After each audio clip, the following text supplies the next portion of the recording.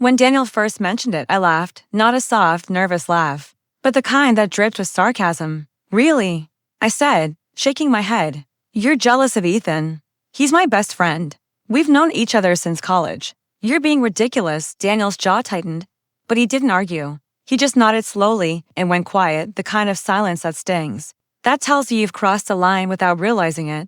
Later that night, I told my sister, Daniel's acting so insecure. He thinks Ethan's a threat.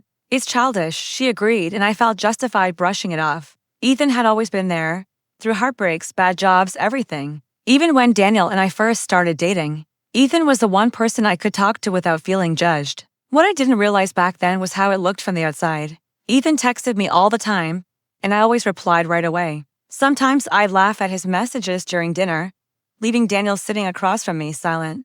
There were inside jokes, hugs that lingered a little too long, and conversations that ended the second Daniel walked in. I told myself it was harmless, but deep down I knew it wasn't as innocent as I wanted to believe. A few weeks later, Daniel tried again. Sophie, he said quietly one night, I need you to understand how this feels. It's like you're sharing parts of yourself with Ethan that should belong to us, to me, I sighed, rolling my eyes. You're overreacting. He's just a friend. Stop trying to control who I talk to. That was the moment something in Daniel changed. I saw it in his eyes, a quiet resolve like he'd just made a decision. But I was too caught up in feeling superior to notice. I thought I'd won the argument, but really, the game had just begun. Over the next month, Daniel started to change, not in big, dramatic ways, but in subtle, unsettling ones. He stopped asking where I was going when I said I was meeting Ethan. He didn't wait up for me anymore when I got home late. The man who used to ask about every little detail of my day suddenly seemed detached at first. I thought that was a good thing. Finally, I told myself he stopped obsessing. But what I felt wasn't relief. It was a strange, heavy emptiness. His silence filled the house louder than any argument we'd ever had. Meanwhile, Ethan was still there, always texting, calling, inviting me out. So I leaned into it, maybe even out of spite. If Daniel didn't care, fine.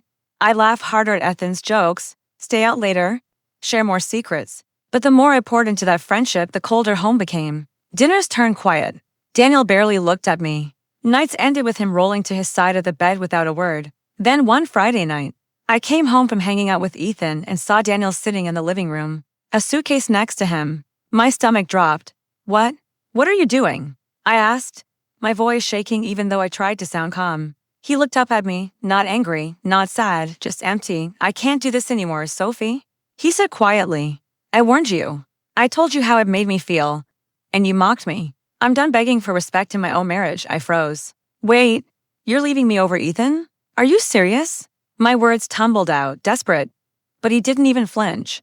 Daniel took a deep breath. It's not about Ethan, he said. It's about you. You made me the outsider in my own marriage, and I'm done. It felt like the floor vanished under me. I'd always believed Daniel would never leave, that no matter how much I pushed, he'd stay. But looking at him then, with that suitcase by his side, I realized he'd already left a long time ago. I stumbled closer, panic bubbling in my chest. Daniel, please don't do this.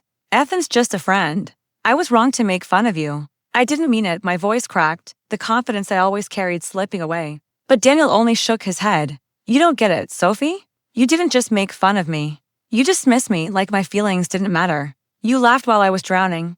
His words hit hard, sharp, honest, and impossible to deny. For the first time, I saw what he saw, the dinners where I rolled my eyes. The nights I brushed him off with sarcasm. The moments I chose Ethan's validation over my husband's trust. It wasn't jealousy anymore. It was betrayal, not physical, but emotional, deep and cutting. I reached for his hand. We can fix this. Please, I'll stop seeing Ethan. I'll do anything, I begged, my words trembling. But Daniel gently pulled his hand away, calm and final, like someone who'd already made peace with their decision. I gave you yours, Sophie, he said softly. I begged you to see me, but you never did. You only saw a jealous husband to mock. Now I finally see myself, and I see that I deserve better. Then he picked up his suitcase and walked out the door. The silence that followed was suffocating. I sank onto the couch, staring at nothing, replaying every cruel laugh, every sarcastic jab, every time I made him feel small instead of safe. My phone buzzed on the coffee table, a text from Ethan. For the first time, I didn't care. His attention meant nothing compared to what I'd just lost. I used to think Daniel would always be there, no matter what. But I was wrong. My mockery had carved a canyon between us, and when he finally crossed it, he never looked back. That night, I realized, too late, that the man I dismissed as jealous was actually the only one who truly loved me.